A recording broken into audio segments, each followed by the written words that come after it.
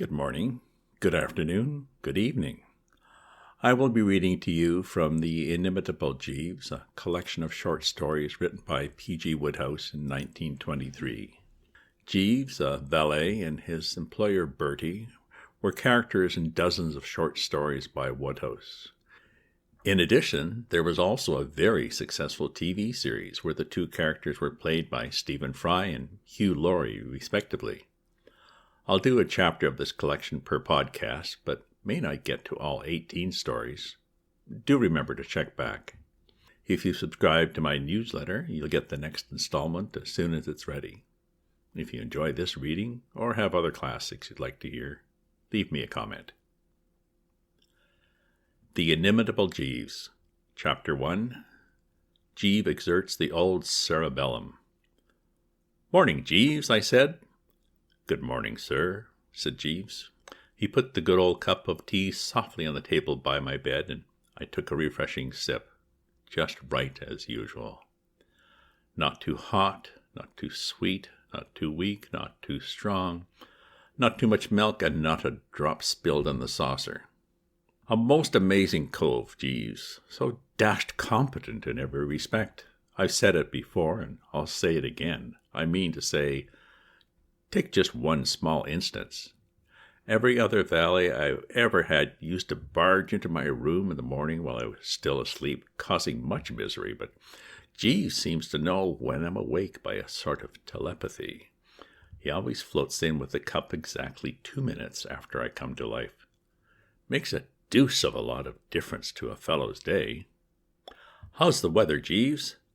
"Exceptionally clement, sir." "Anything in the papers?" "Some slight friction threatening in the Balkans, sir. Otherwise nothing." "I say, Jeeves, a man I met at the club last night told me to put my shirt on privateer for the 2 o'clock race this afternoon. How about it?" "I should not advocate it, sir. The stable is not sanguine." That was enough for me. Jeeves knows. I couldn't say, but he knows. There was a time when I would laugh lightly and go ahead and lose my little all against his advice, but not now. "Talking of shirts," I said, have those mauve ones I ordered arrived yet?" "Yes, sir. I have sent them back." "Sent them back?" "Yes, sir. They would not have become you." Well, I must say I thought fairly highly of those shirtings, but I bowed to superior knowledge. Weak? I don't know. Most fellows, no doubt, are all for having their valets confine their activities to creasing trousers and what-not without trying to run the home, but it's different with Jeeves. Right from the first day he came to me, I have looked on him as sort of a guide, philosopher, and friend. "Mr. Little rang up on the telephone a few moments ago, sir. I informed him that you were not yet awake." "Did he leave a message?" "No, sir. He mentioned that he had a matter of importance to discuss with you, but confided no details."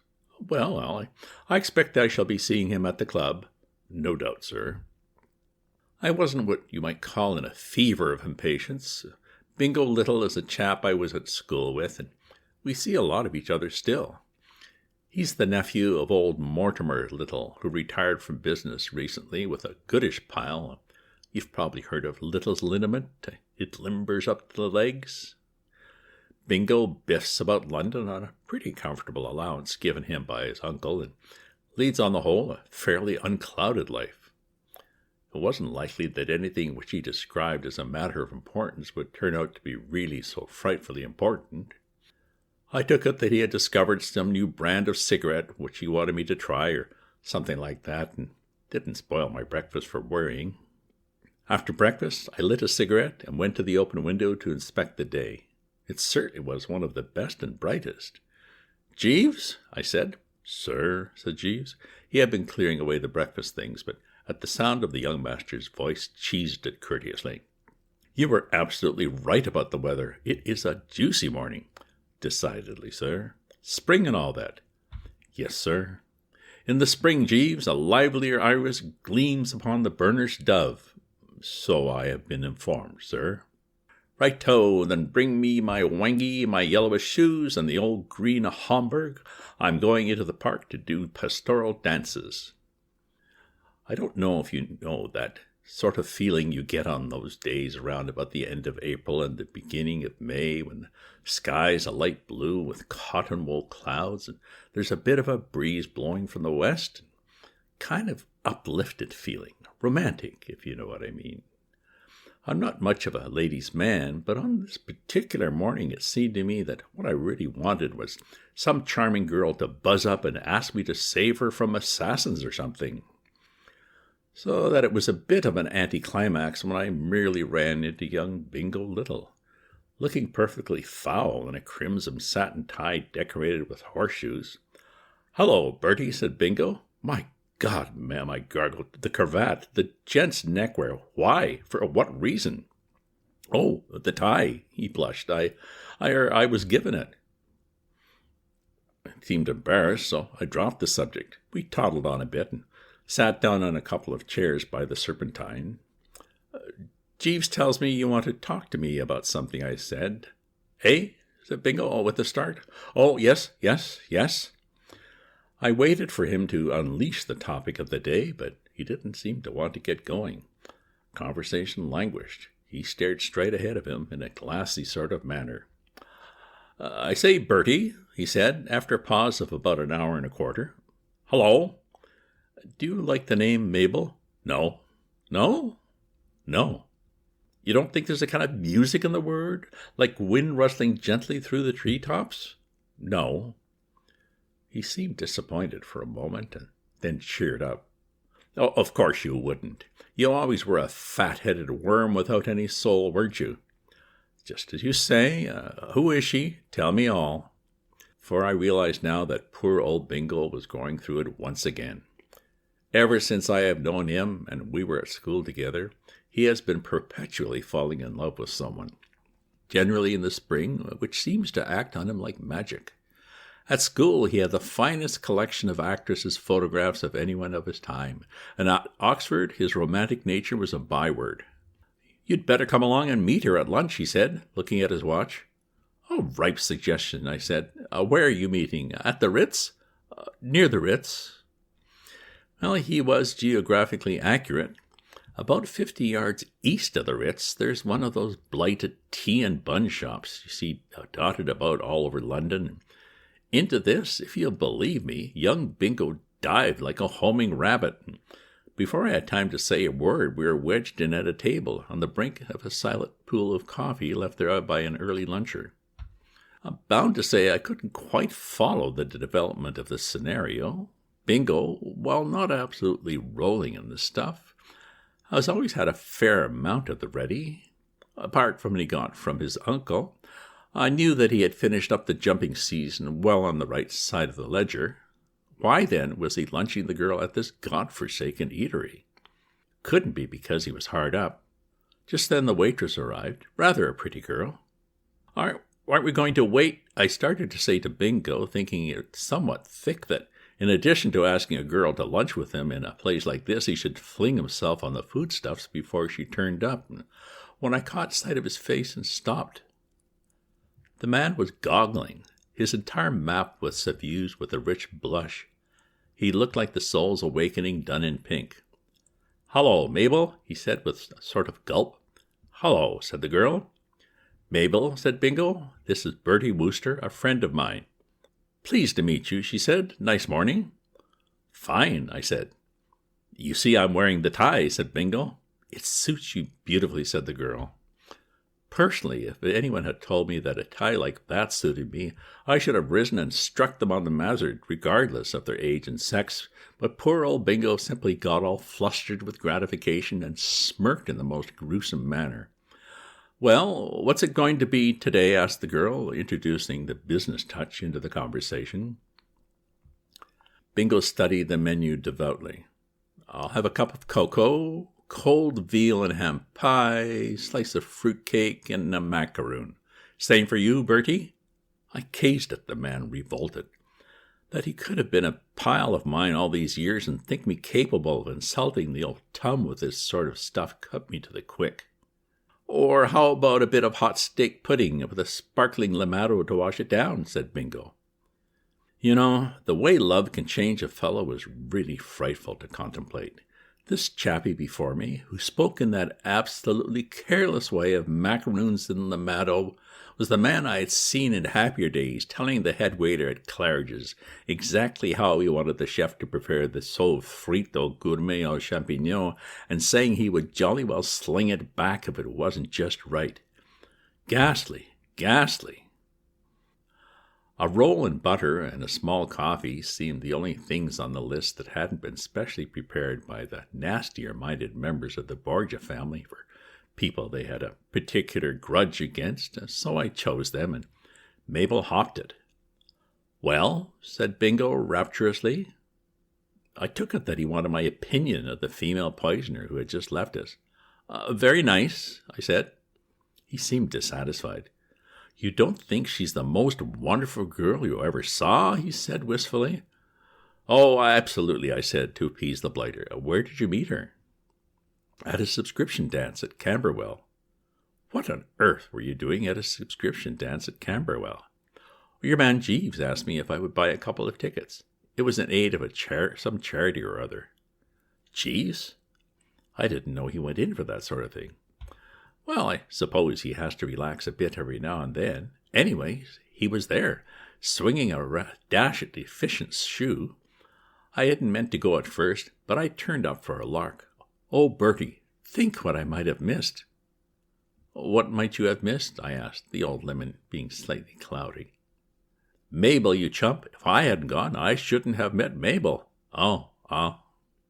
At this point, Bingo fell into a species of trance, and only came out of it to wrap himself round the pie and macaroon. "Bertie," he said, "I want your advice." "Carry on." "At least not your advice, because that wouldn't be much good to anybody. I mean, a pretty consummate old ass, aren't you? Not that I want to hurt your feelings, of course." No, I see that. "What I wish you would do is to put the whole thing to that fellow Jeeves of yours, and see what he suggests. You've often told me that he has helped other pals of yours out of messes. From what you tell me, he's by way of being the brains of the family. Well, he's never let me down yet. Then put my case to him." "What case?" "My problem." "What problem?" "Why, you poor fish, my uncle, of course. What do you think my uncle's going to say to all this? If I sprang it on him cold, he'd tie himself in knots on the hearthrug." One of those emotional Johnnies, eh? Somehow or other his mind has got to prepare to receive the news. But how? That's a lot of help, that You see, I'm pretty well dependent on the old boy. If he cut off my allowance, I should be very much in the soup. So you put the whole binge to Jeeves and see if he can't scare up a happy ending somehow. Tell him my future is in his hands, and that if the wedding bells ring out, he can rely on me even unto half my kingdom.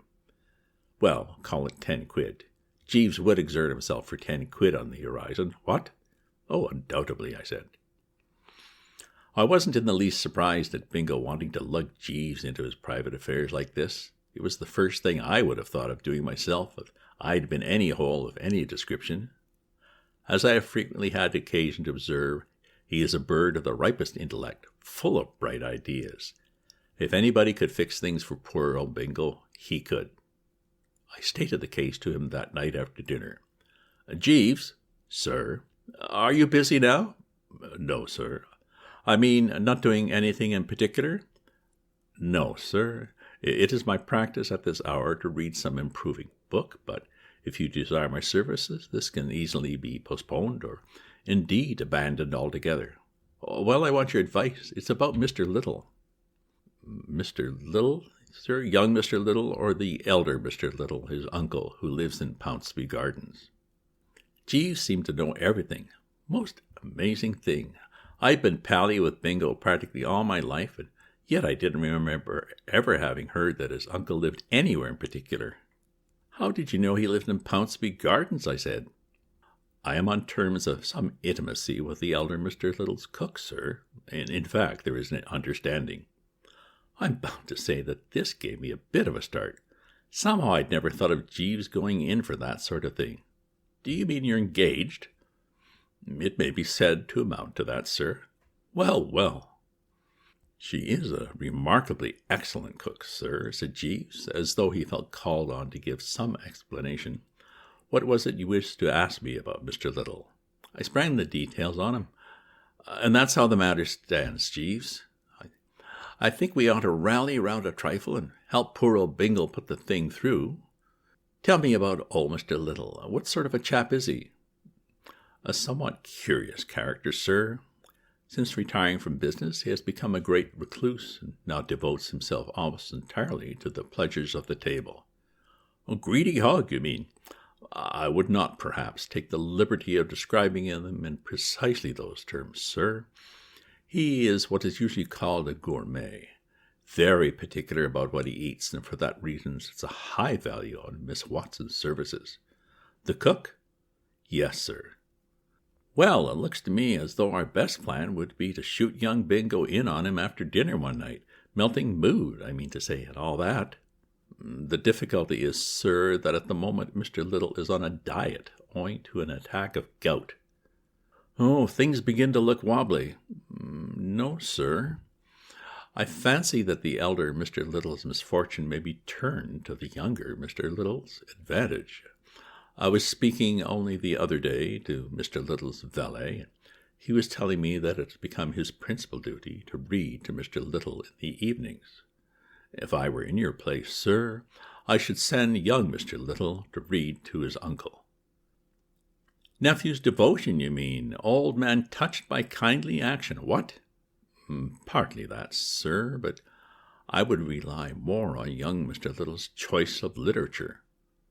Well, that's no good. Jolly old Bingle has a kind face, but when it comes to literature, he stops at the Sporting Times.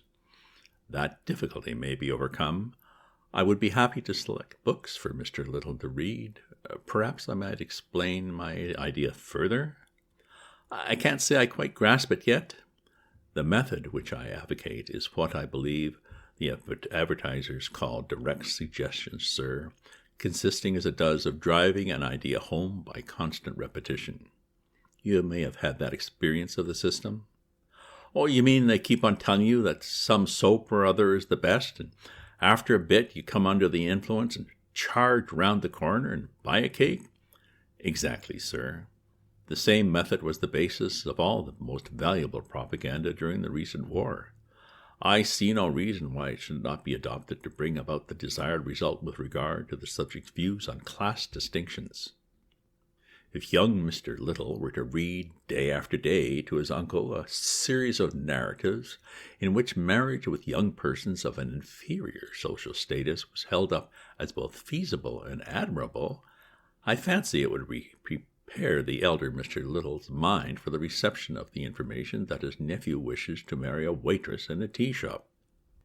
Are there any books of that sort nowadays? The only ones I ever see mentioned in the papers are about married couples who find life gray and can't stick each other at any price. Yes, sir, there are a great many, neglected by the reviewers, but widely read. You have never encountered All for Love by Rosie M. Banks? No? Nor A Red, Red Summer Rose by the same author? Nope. I have an aunt, sir, who owns an almost complete set of Rosie M. Banks. I could easily borrow as many volumes as young Mr. Little might require. They make very light, attractive reading. Well, it's worth trying. I should certainly recommend the scheme, sir. All right, then. Toddle round to your aunt's tomorrow and grab a couple of the fruitiest.